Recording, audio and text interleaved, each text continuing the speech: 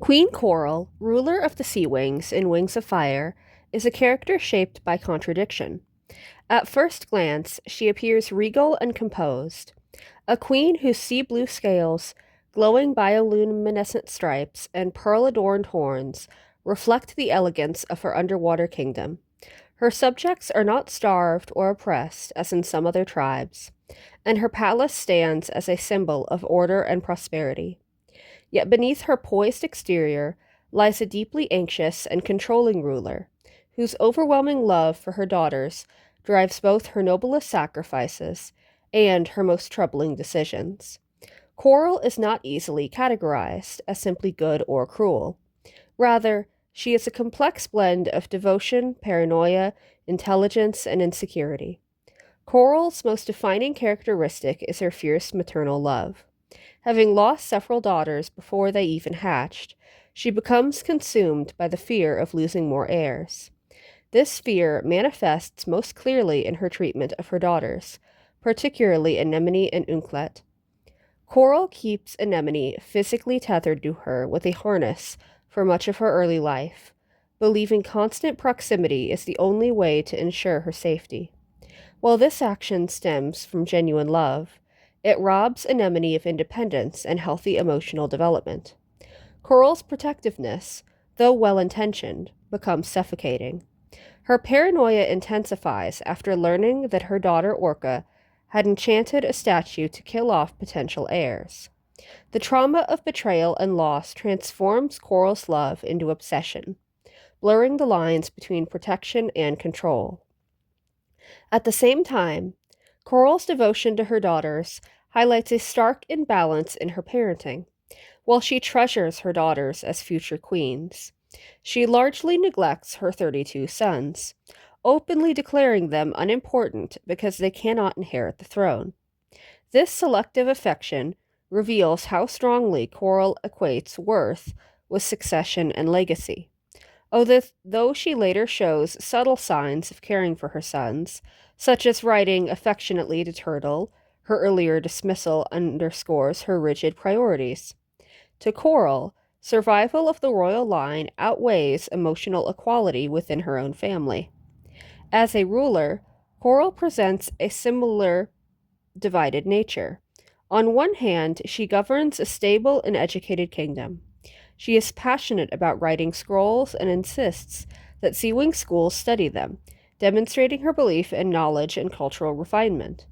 When the Summer Palace is attacked, she sacrifices her beloved scrolls to prevent them from catching fire and harming her subjects. This moment reveals her capacity for selflessness and genuine care for her tribe. On the other hand, Coral's sense of justice is harsh and emotionally driven. She executes guards who fail to protect her eggs, even when circumstances are beyond their control.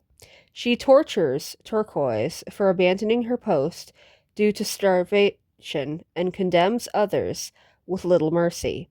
Her reaction to wounded soldiers, focusing more on bloodstaining her pearl inladen floors than their injuries, suggests a troubling detachment. Coral values order and loyalty above individual suffering, and when her family's safety is threatened, she responds with swift and lethal authority. Her ruthlessness stems not from cruelty for its own sake, but from fear and a desperate need for control. Perhaps Coral's greatest weakness is her susceptibility to manipulation. During the War of Sandwing Succession, she allows herself to be heavily influenced by Blister. Under Blister's persuasion, Coral imprisons Tsunami and makes decisions that ultimately harm her own family. Her obedience to an external ally contrasts sharply with her authoritarian behavior at home. This dynamic suggests insecurity beneath her royal confidence. When she exerts total control over her children and guards, she appears uncertain and pliable in political alliances, revealing a queen who is far more vulnerable than she appears. Coral's relationship with Tsunami further illustrates her complexity. When Tsunami returns, Coral welcomes her with overwhelming affection and promises constant protection. Yet this reunion quickly reveals tension as Tsunami resists her mother's controlling tendencies and questions her leadership. Coral loves Tsunami deeply, but she struggles to understand her daughter's independence. Their strained dynamic reflects the broader themes of Coral's character: love that becomes overbearing when fueled by fear. Ultimately, Queen Coral is neither a tyrant nor a saint. She is a tragic figure whose greatest strengths, her boundless love for her daughters, is also her greatest flaw. Her fear of loss drives her to cruelty, favoritism, and poor political judgment. Yet that same fear also pushes her to acts of sacrifice and fierce loyalty. Coral's reign demonstrates how power amplifies personal traits. Her devotion becomes possessiveness, her intelligence becomes self importance, and her protectiveness becomes paranoia. In conclusion, Queen Coral is a deeply layered character whose rule is defined by the tension between tenderness and tyranny.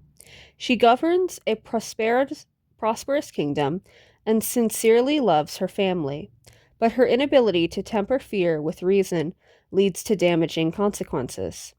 Through Coral, Wings of Fire explores how even the most loving intentions can become destructive when shaped by grief and insecurity. She remains one of the series' most complex queens, a ruler striving to protect what she loves, even at the risk of losing it.